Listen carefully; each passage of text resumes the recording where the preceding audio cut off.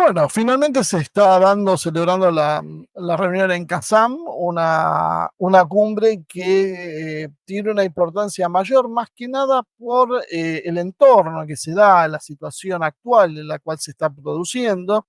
Y no solo eso, sino porque, bueno, empezamos a ver cómo van delineando algunas políticas que son bastante ríspidas, ¿no?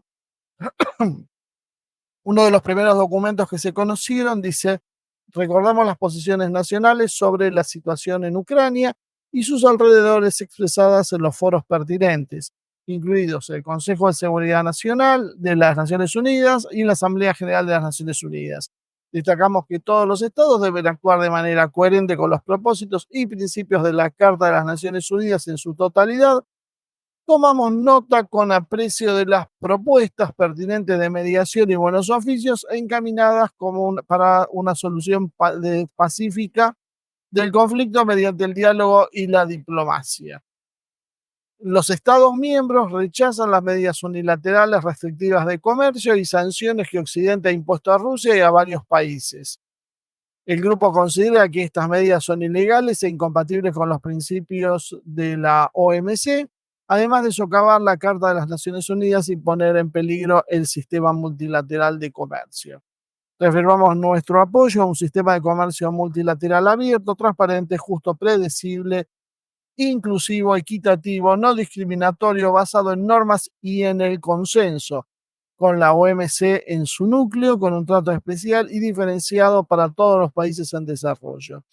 Consenso que media entre las posiciones más duras, básicamente, y las más pro-occidentales.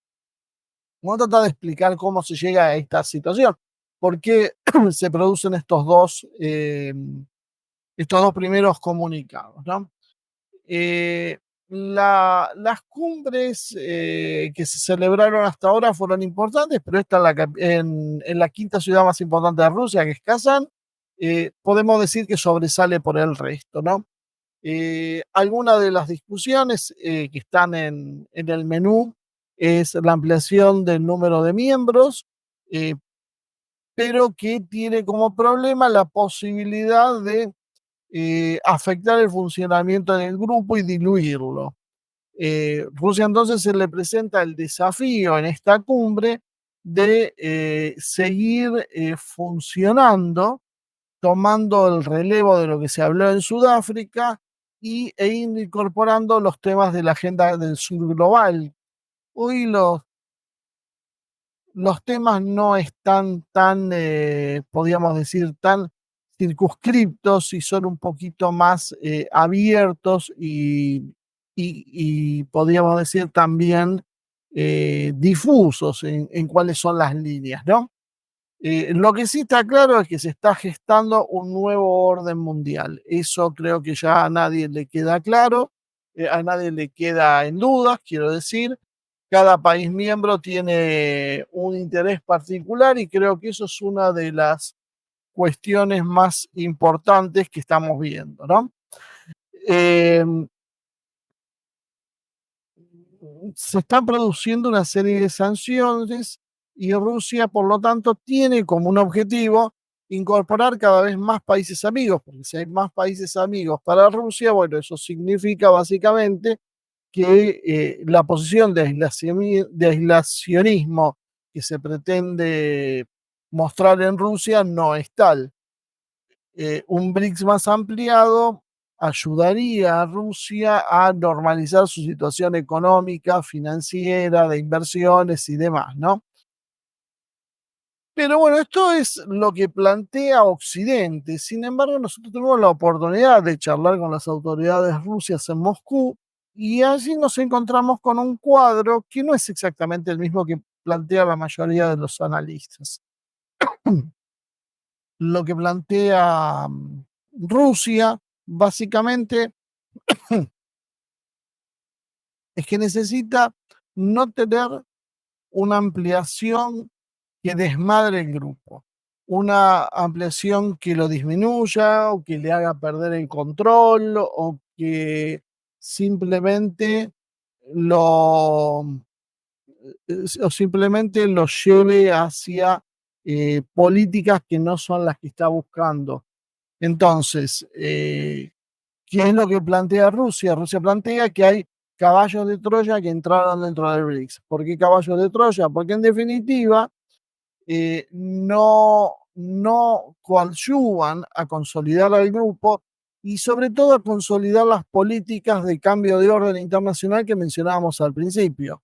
Milei, por ejemplo, simplemente por ignorancia, prefirió no entrar, sobreactuando su posición pro-occidental, pro-estadounidense, y olvidó que tal vez hubiese sido para Estados Unidos más útil dentro de los BRICS, obteniendo información privilegiada e inclusive pudiendo obstaculizar las decisiones que se toman y no en la posición en que se encuentra ahora por fuera, donde su influencia es nula. Eh, el BRICS se mueve por consensos y la necesidad de que estén el 100% de acuerdo produce una paralización. Es algo parecido al problema que tiene la Unión Europea y que ahora está tratando de cambiar. La necesidad de que el consenso sea absoluto lo lleva a que se paralice la situación. Entonces, una vez que se paraliza todo eso, bueno, evidentemente, para un país enemigo, como puede ser Estados Unidos, es una muy buena posibilidad de obstaculizar el avance de esta organización. Beijing, China, tiene prioridades diferentes, ¿no? China es una enorme potencia productiva y exportadora, por lo tanto necesita la relación con Occidente.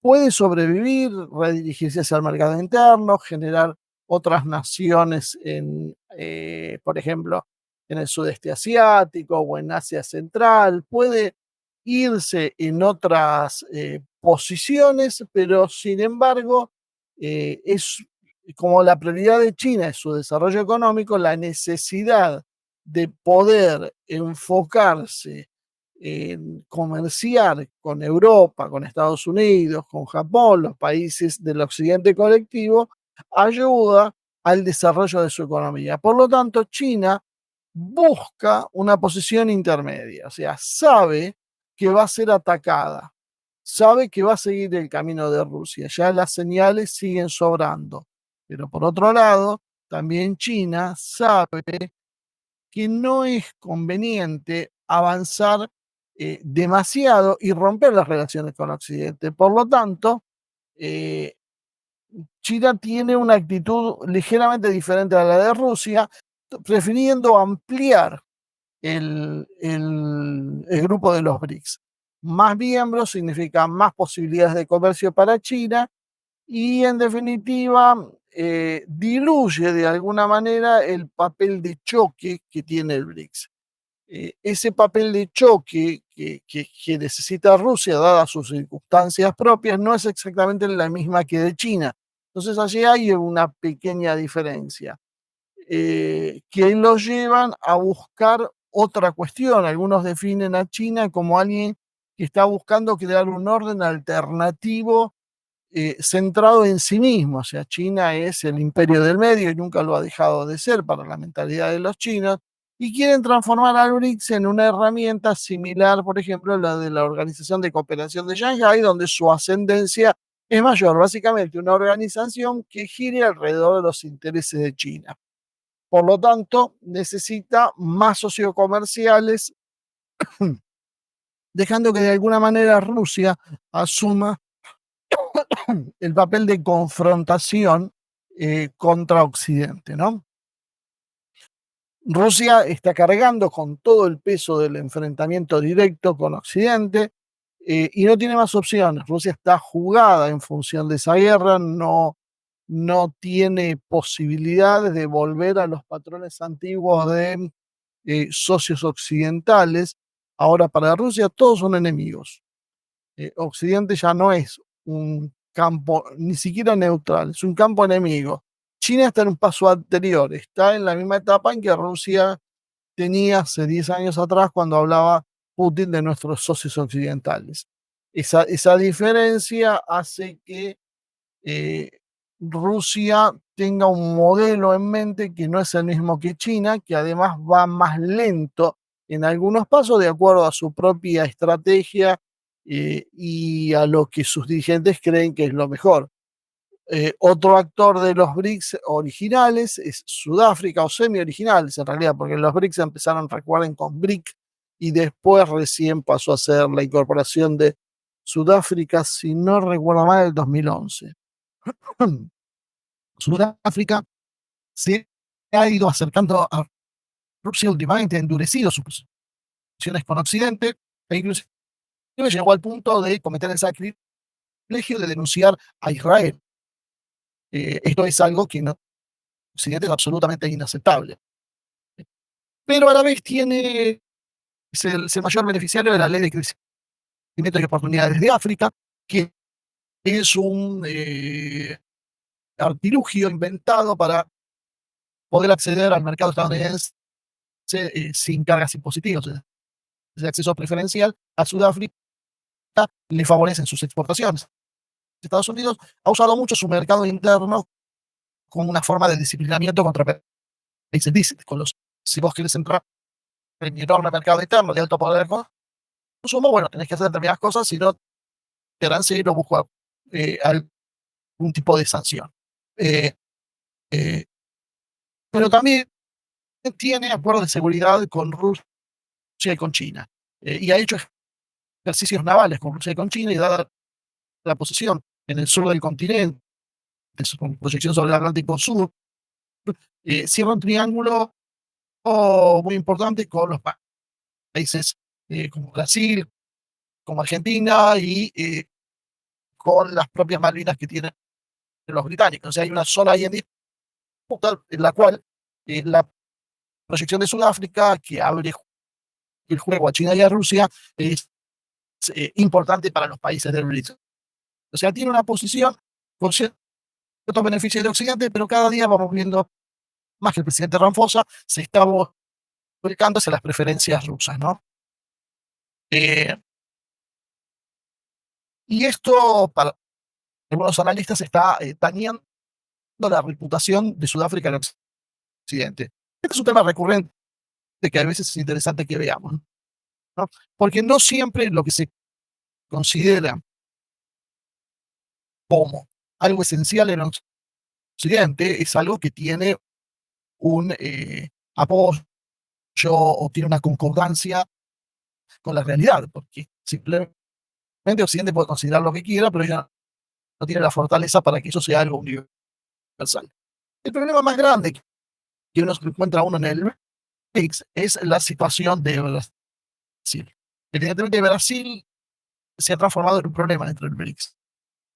Brasil es un país que ha entrado al BRICS de la mano de Lula con la idea de transformar eso en una plataforma comercial. Para Lula era una expansión de los negocios brasileños, no mucho más que eso. Está muy lejos de pretender cambiar el orden internacional, y eso se va viendo en cada una de sus acciones. Cuando uno ve la política exterior de Estados Unidos, de Brasil, uno va a notar que hay una posición eh, distanciada de la de Rusia y la de China en muchos aspectos. Bolsonaro cargó con la responsabilidad de haber intentado pelearse con China, aunque Bolsonaro después terminó abrazado con Putin. Y yo creo que eso fue lo que a Bolsonaro finalmente le costó la presidencia. La idea de haber llevado a cabo políticas que son incompatibles con los estándares que hoy pretende imponer Occidente. Las políticas woke, la cuestión de la vacunación, son políticas que lo hicieron resistido, y cuando llegó el cambio de gobierno con Biden en Estados Unidos, Bolsonaro se vio una situación absolutamente incómoda que lo llevó a terminar abrazado con Rusia, viajando a Moscú y celebrando acuerdos hasta de orden nuclear con la Federación Rusa. La vuelta de Lula, lo hemos explicado más de una vez, tuvo que ver con la necesidad de cambiar lo que estaba sucediendo, sacar del juego a Bolsonaro. El único líder que quedaba era Lula, que estaba encarcelado por los propios Estados Unidos, y fue puesto nuevamente en circulación con todos los honores como un gran presidente, y eso ha limitado su capacidad de acción política. Por eso, cuando Rusia comienza la operación militar, Brasil siempre tuvo una actitud bastante esquiva a pronunciarse sobre eso y ha hablado en un tema tan sensible como eso, tratando de constituirse en un mediador y hacer llamados a la paz, que en sí parece no estar mal, sino todo lo contrario, pero que en realidad lo que esconde es un cierto guiño a las posiciones occidentales, sobre todo ahora que vemos que Occidente necesita una tregua porque la ofensiva rusa está desbaratando la OTAN. Occidente no estaba preparado para esa guerra, aunque creía que sí. Rusia está demostrando que no, y Brasil interviene de alguna manera como tratando de enfriar la situación, en lugar de tener un apoyo cerrado. China ha tenido un apoyo mucho más cerrado que el que tuvo Brasil con Rusia. No rompe relaciones, no se distancia, sigue siendo parte del BRICS, pero fíjense qué casualidad que Lula, por cuestiones de salud, no ha podido estar presente en la reunión. Eh, ¿Es realmente una cuestión de salud o en realidad lo que pasó con Lula es que hay alguna otra razón que lo lleve a no quedar tan expuesto en una cumbre tan disruptiva como es la cumbre de los BRICS en Kazán? Esa es una pregunta que no tenemos una respuesta cierta, pero tenemos una ligera sospecha de que tal vez no sea del interés de Lula en estas circunstancias quedarse muy unido a posiciones como la que vimos antes. Cuando hablábamos de las declaraciones, lo que nosotros veíamos es como que Rusia consiguió imponer muchas de sus posiciones, de sus políticas, respecto al tema de la discriminación comercial, las sanciones, que es el eje de la ofensiva occidental. Después nadie públicamente va a decir yo quiero seguir con la guerra, estoy a favor de la guerra. La guerra es una consecuencia, en lo que se plantea el máximo que uno puede decir, estamos en contra de este tipo de sanciones. Y en eso se reflejó en el documento final, que lo tuvo que firmar obviamente Brasil, porque todo esto sale por consenso, pero por otro lado, no quiere cargar las tintas y daría la sensación como que quiere tomar una distancia con el resto de los socios, mantener la imagen positiva que tiene dentro de Occidente, ¿no? Esto es algo que de alguna manera también Emiratos Árabes y Arabia Saudí tienen una posición parecida, porque tienen base de Estados Unidos y no es tan fácil romper con Estados Unidos. El paso de haber entrado en los BRICS ya los ha hecho caer en la antipatía de Washington, pero bueno, tienen que hacer un delicado equilibrio para no precipitar las cosas. Y yo creo que esto de alguna manera es lo que se refiere elípticamente a Rusia cuando habla de caballos de Troya. No sé si oficialmente van a utilizar ese término, imagino que no, pero sí los propios funcionarios off the record utilizan esa terminología. Eh, y además hay un actor más que también tenemos que analizar, que es el caso de la India, que yo podría decir que creo que es el caso más delicado, porque si bien Brasil es una gran potencia, India es determinante. O sea, en el juego actual Brasil tiene un papel secundario con respecto al que tiene la India. Si India se vuelca definitivamente con Rusia y con China, los días de Occidente están contados. India es algo que está tratando de resistir Occidente, perder su injerencia. China tiene disputas con la India, tiene varias disputas, creo que al menos media docena fronterizas, y si bien tienen un comercio bilateral muy importante, por otro lado compiten por la supremacía de ambos países en la región. ¿Quién manda? ¿India o Rusia? ¿Quién es el más importante? ¿Quién es el que genera los consensos? Bueno, Delhi se ha opuesto a muchas de las cuestiones que perdón, que China llevaba a cabo. Por ejemplo, el tema de la ruta de la seda no ha contado con el apoyo de India, quien está tratando en realidad de hacer corredores adicionales que le permitan crear una cosa similar, pero con el centro en la India, dejando afuera China, Entre otras cosas, eso tiene que ver con la crisis en Medio Oriente y por qué India ha tenido un apoyo de simpatía bastante más marcado hacia Israel, porque en realidad el proyecto de India pasa por Israel. Eh,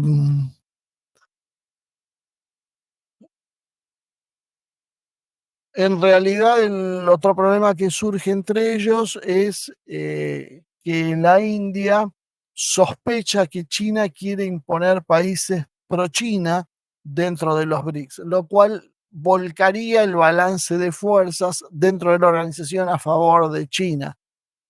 Por ejemplo, el caso de Pakistán. China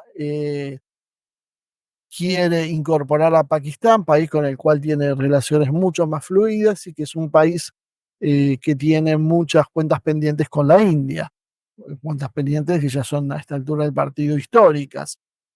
Por lo tanto, eh, la India ve con desconfianza esos movimientos de China y no quiere la ampliación en ese sentido, se opone a lo que precisamente quiere hacer la India, todo, como decíamos, con una Rusia que observa ese escenario, que cuida sus intereses, donde sus intereses hoy es en sumar países que están decididos a confrontar con Occidente y no países que en realidad vengan a hacer el juego de Occidente. Entonces, vamos viendo como los tres principales socios del BRICS tienen posiciones que no son exactamente iguales, son parecidas.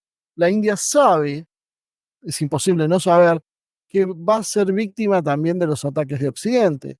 Rusia hoy lo está haciendo, en buena medida ya lo empieza a sentir China, y sacado de juego Rusia y China, por supuesto la otra gran amenaza que queda es India. India no va a tener ninguna posibilidad de desarrollarse con el tamaño que tiene ante un Occidente que tiene un modelo absolutamente diferente.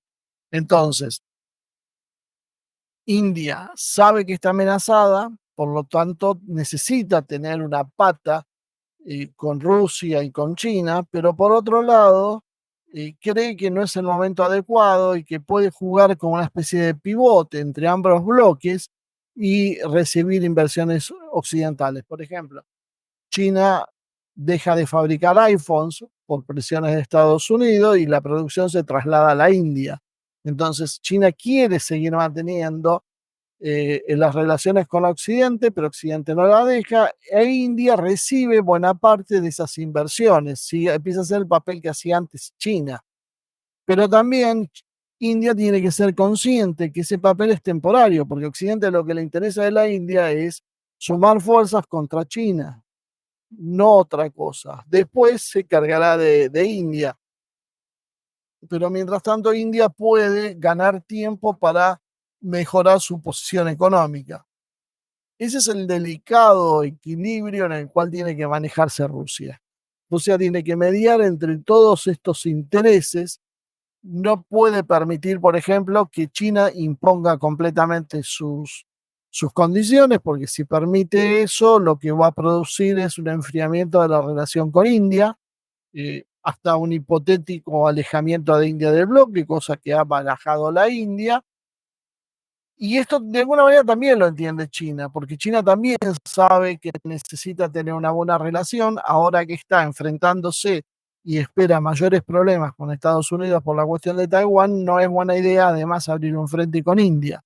Entonces, todo este juego es el que de alguna manera hay que ir viendo cómo se va coordinando. Porque en definitiva todos saben que el occidente colectivo en manos de los anglosajones no tiene socios, tiene sirvientes, nada más que eso. Y países como India, llegado a un punto por su propia demografía, por su peso específico, es una amenaza para ese modelo. Entonces va a tener que ser desmembrado como lo es China, como Rusia, pero el problema es que no puede ser ahora señalado porque no quieren un bloque homogéneo en contra. Ya fue un error haber dado pasos para unir a China y a Rusia contra Occidente. Bueno, si a esto empujan a India también a un bloque cerrado, evidentemente la batalla está perdida. Eh, Y entre medio de estas cuestiones apareció Irán en el juego, que se acaba de reunir Putin con el presidente iraní. Eh, Irán es un país que por su sola presencia ha sido tan demonizado que radicaliza la posición del grupo. Rusia quiere un grupo básicamente que lo sostenga en su posición hoy anti-estadounidense, anti-anglosajona. China quiere un grupo que le permita comerciar, que no sea pro-occidental, pero tampoco sea visto demasiado como un grupo radicalizado en contra de Estados Unidos. Y la India menos todavía quiere eso. Entonces está la presencia de Irán, al cual intentan condicionar para que no traiga la agenda política. O sea, que Irán se limite a hablar de cuestiones económicas, donde puede ser compatible y puede ser sostenido, pero no meter, por ejemplo, la cuestión de Palestina o la cuestión de las armas nucleares, porque eso podía dañar la reputación de esos países en Occidente. Modi dijo que los BRICS deben avanzar de manera oportuna en la promoción de reformas en instituciones globales como el Consejo de Seguridad de la ONU, el FMI y otras organizaciones multilaterales de desarrollo, incluido la Organización Mundial de Comercio. A medida que avanzamos en los esfuerzos de los BRICS, debemos asegurarnos que la imagen de esta organización no sea la de querer reemplazar a las instituciones globales, sino más bien querer reformarlas. Claramente la posición de Modi se ve ahí como una posición mucho más tibia. Rusia quiere definitivamente, yo diría a esta altura del partido, disolver las organizaciones internacionales y recrearlas en función de otro modelo. China también están dando los pasos, han creado eh, sucedáneos de la ONU, básicamente con los BRICS, pero del Banco Mundial, del FMI, las agencias de la ONU. Ese modelo está siendo replicado, pero con otro sentido. El SWIFT, el sistema de intercambios, todo empieza a tener un paralelo bajo el mando de Occidente, de Oriente. O sea, China con Rusia están generando, podríamos decir, una organización paralela, cosa que India mira con alguna desconfianza y entonces Modi, en la tribuna de Kazán, se encarga de decir, ojo, nosotros no queremos reemplazar a las organizaciones globales, sino solo queremos algunas reformas. Eso siempre es mucho más fácil, siempre hay una reforma y hasta ahí es aceptada, siempre y cuando no tenga la fuerza para reformar o la reforma del sentido sea podar de privilegios a los países más poderosos. La posición de la India es decir, bueno, no se asusten, nosotros no vamos a dejar que ustedes sigan mandando. Probablemente la India va a cambiar esta posición cuando se considere lo suficientemente fuerte para hacerla. Por eso también lo sabe Occidente, pero por el momento es como que, bueno, ninguno de los dos quiere dar su primer paso en ese sentido. Mientras que definitivamente India y Rusia sí ya están en eso, uno más explícitamente, otro menos explícitamente, pero están avanzando en ese sentido, ¿no?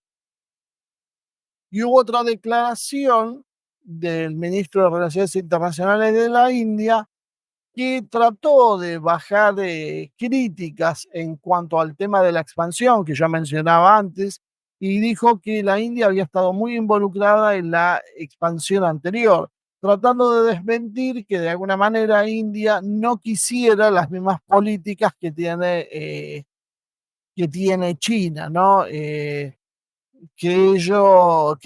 los acusaban desde China de obstaculizar la ampliación porque sospechaban que los países que entraban eran pro-chinos.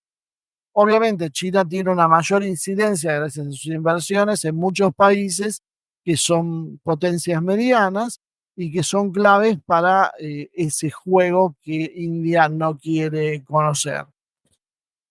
Eh, Moody dijo también que la India quiere traer la paz a Ucrania, un poco lo que yo mencionaba antes sobre Lula, esta insistencia de vamos a traerle la paz, Hoy, cuando Rusia está ganando la guerra y está derrotando en toda su línea a la OTAN, no es una buena idea. Rusia no quiere hoy la paz, quiere derrotar a la OTAN porque sabe que la paz es solo un tiempo para que se utilice como trampolín para luego volver a ser agredida. Entonces, ahora que está en una posición de ventaja, la quiere aprovechar.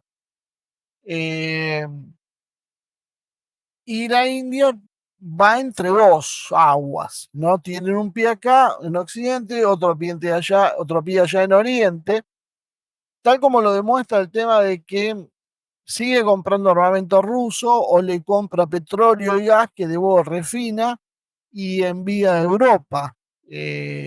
Creo que más del 22%, si no me equivoco, del gas europeo en el año 2024 fue de origen ruso. Buena parte de ese gas de origen ruso llega a través de negocios en los cuales la India está metida.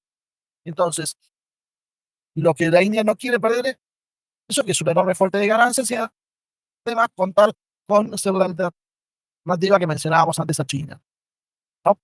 Eh, la conclusión de esto es que la posición entre Rusia y Occidente solo puede tensarse, no hay forma porque no hay solución.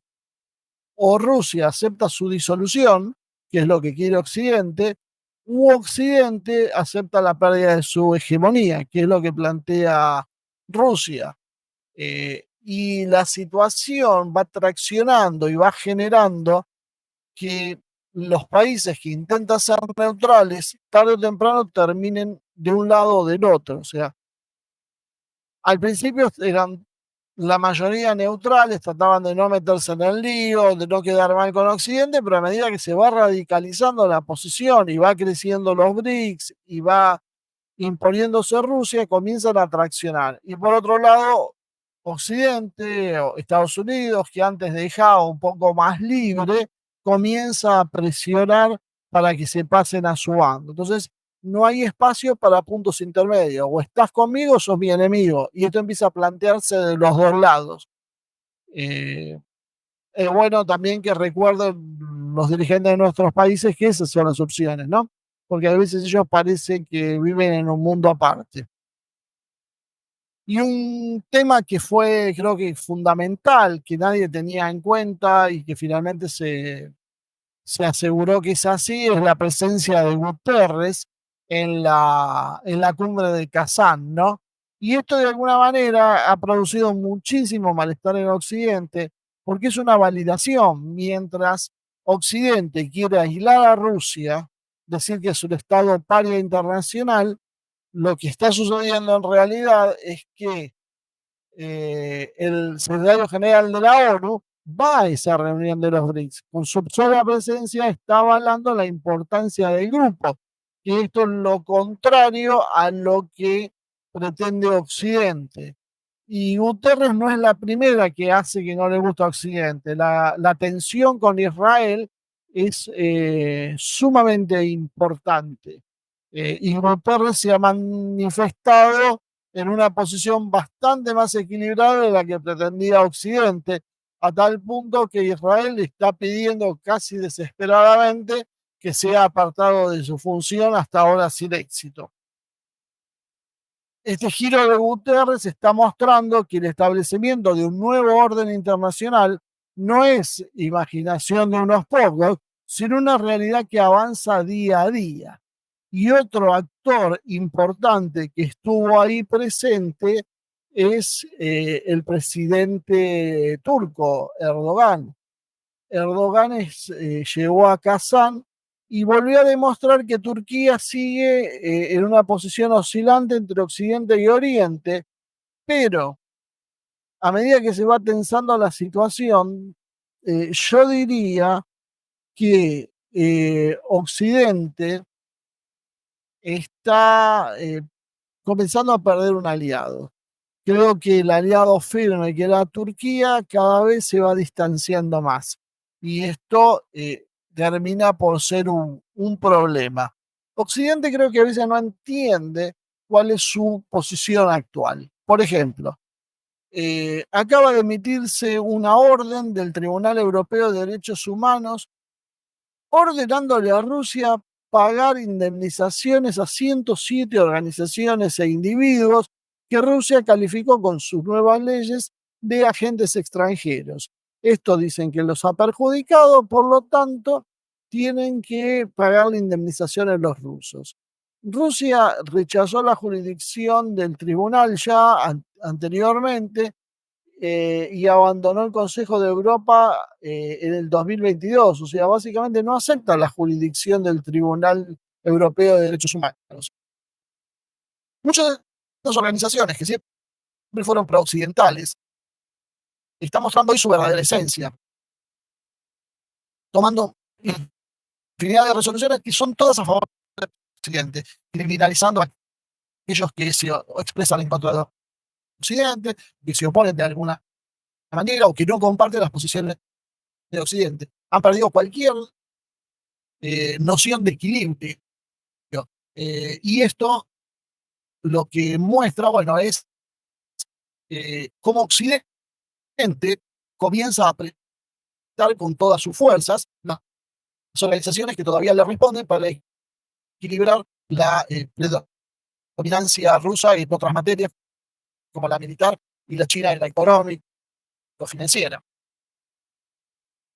Y la pregunta que surge con esto es, bueno, ¿cuánto tiempo se puede vivir en la dualidad? Occidente actúa como dueño y señor, impone decisiones arbitrarias y pretende que los demás lo obedezcan. Hasta ahora le tenían miedo y muchos lo obedecían, o trataban de no obedecerlo, pero de no desafiarlo abiertamente. Bueno, a partir del 2022 las cosas han cambiado y hay países como Rusia donde abiertamente desobedecen y rechazan estas posiciones. Y Occidente no puede eh, completar, ejecutar lo que dictaminan estos organismos. Muchas veces podemos decir con una actitud totalmente servir hacia los intereses de Occidente, ¿no? Eh, Inclusive ahora están hablando en la Unión Europea de enviar una fuerza de paz a Ucrania cuando termine el conflicto. Eh, Occidente sigue actuando como si fuera hegemónico, tomando decisiones que nadie puede discutir, ni nadie puede cuestionar. Sin embargo, el mundo ya no lo está aceptando. El resto del mundo está cuestionando y no está aceptando esta posición. Entonces, ¿cuál es el problema que hay para Occidente? El problema para Occidente es que está viviendo en una fantasía que se va desarmando y que se está quedando cada vez más solo, al contrario de lo que pretendía, ¿no? Eh,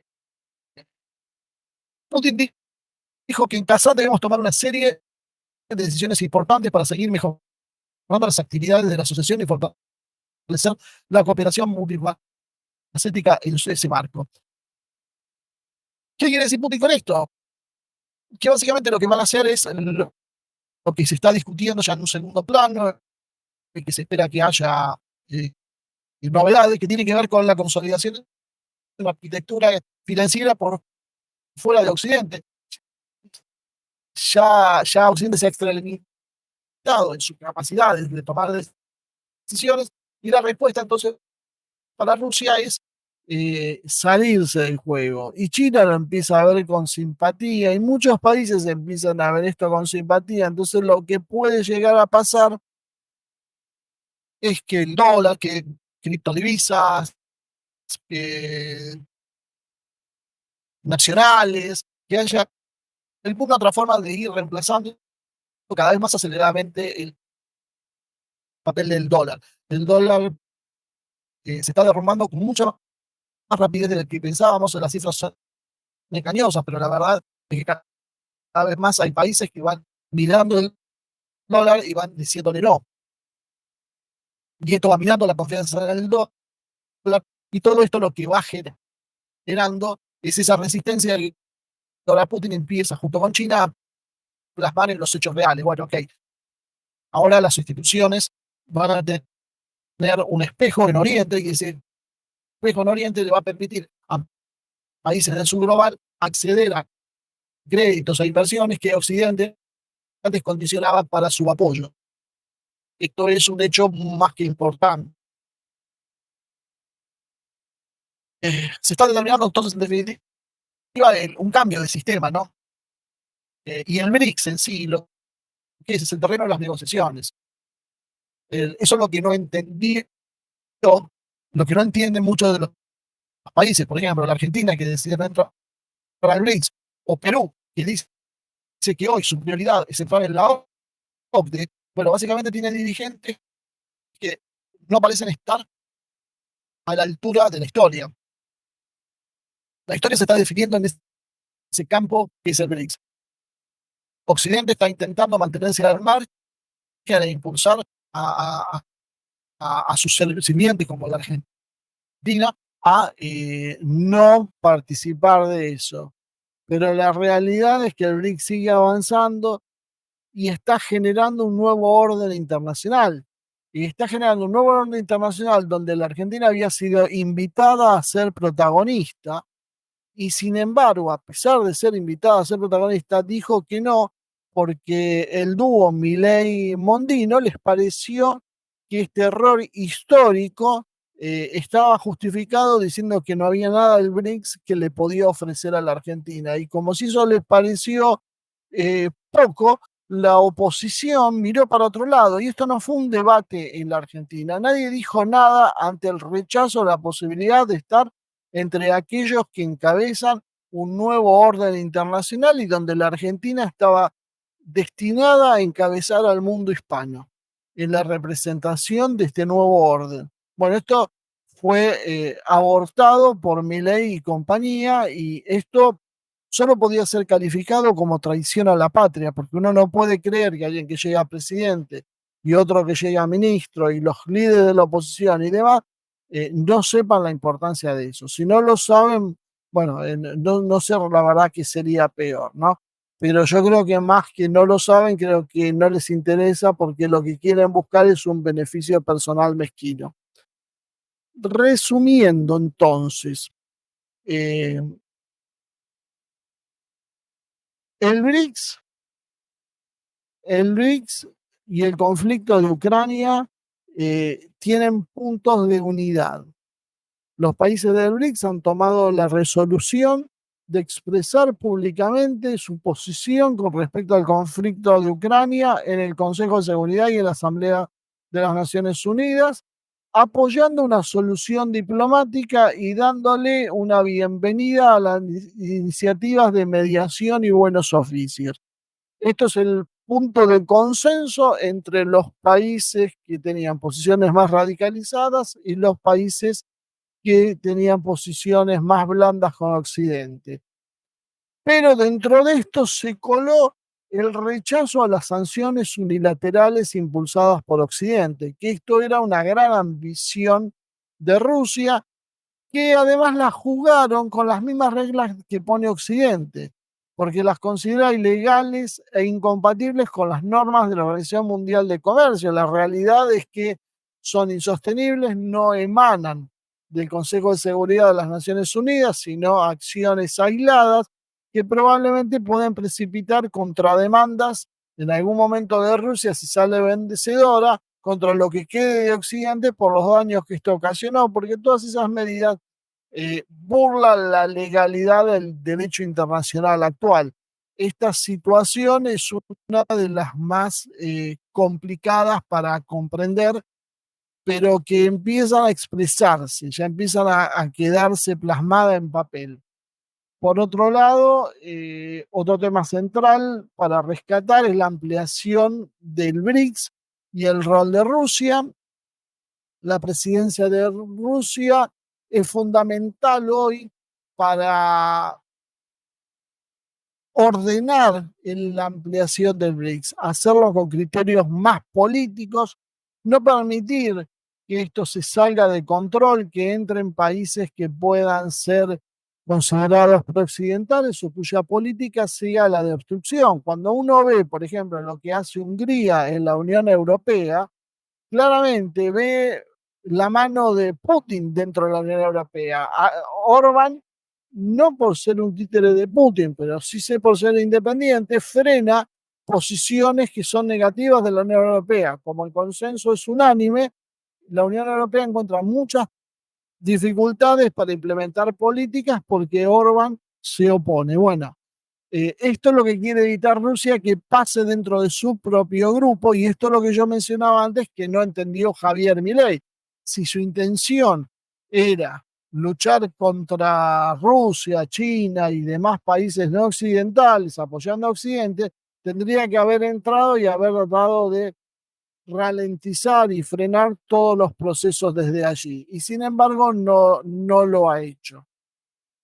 Rusia quiere evitar que se amplíe anárquicamente el grupo, eh, manteniendo la cohesión del grupo y una cuestión de orden política que no se pierda en el intento. Eh, Tenemos las perspectivas de China e India, que es otra de las cuestiones importantes para esto. China, que busca entonces aumentar su influencia a partir del BRICS, ampliándolo. India, que sospecha que China quiere imponer países pro China, y resalta que todavía hay un problema de supremacía en la región y y de disputas fronterizas no resueltas que quiere poner en el papel antes, y todo esto genera ciertas ripideces que Rusia tiene que tratar de mantener sin que choquen, sin que esto signifique el retraimiento de China ni alguna pérdida de ningún tipo. Por otro lado, tenemos la posición de Brasil, Sudáfrica, Irán, Turquía, que están mostrando, en algunos casos, países que son de los BRICS, como buscan un equilibrio con los Estados Unidos, y esto no está muy bien visto dentro de los BRICS, como Sudáfrica va mutando su posición.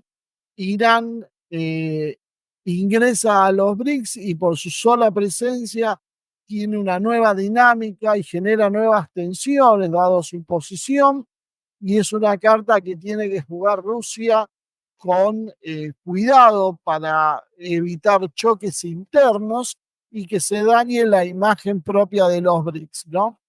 Y Turquía, que demuestra que el frente occidental se siente también resquebrajado y atraído por la presencia de los BRICS. En definitiva, el nuevo orden mundial y el papel de los BRICS se empieza a consolidar. Es visible ya la nueva estructura financiera, la idea de una moneda que difiera del dólar, la ruptura con las normas eh, que controla Occidente, que impone Occidente, y con la consolidación de los BRICS como un bloque cada vez más poderoso en términos de economía, de finanzas, de tecnología, de demografía y aún como fuerza militar. Y por último, el papel de Turquía dentro de la ONU. Turquía sigue oscilando, como decíamos, entre ambos bloques, mostrando la debilidad del bloque occidental, que no consigue mantener dentro de su corral a todos sus socios, y la presencia que mencionamos de Antonio Guterres en las cumbres de los BRICS, porque Antonio Guterres, con su presencia allí, valida la importancia del BRICS y rompe el aislamiento de Rusia, que era el principal objetivo que perseguía Occidente, porque aislando a Rusia se la iba a debilitar, se la iba a despojar de socios y finalmente iba a ser mucho más factible poder derrotarla, cosa que hoy, con el marco de alianzas, se está tornando bastante complicado.